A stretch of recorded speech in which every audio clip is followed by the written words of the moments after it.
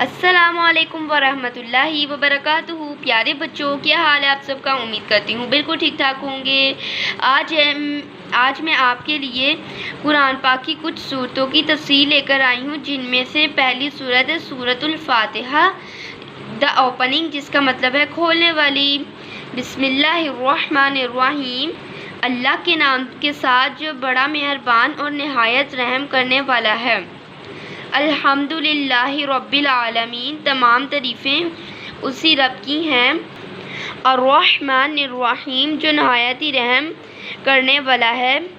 مالک یوم الدین، آخرت کے دن کا مالک ہے۔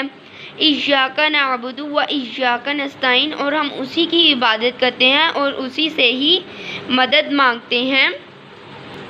اہدنا الصراط المستقیم، دکھا ہم کو سیدھا راستہ ان کا جن پر اللہ تعالیٰ نے انعام کیا ہے۔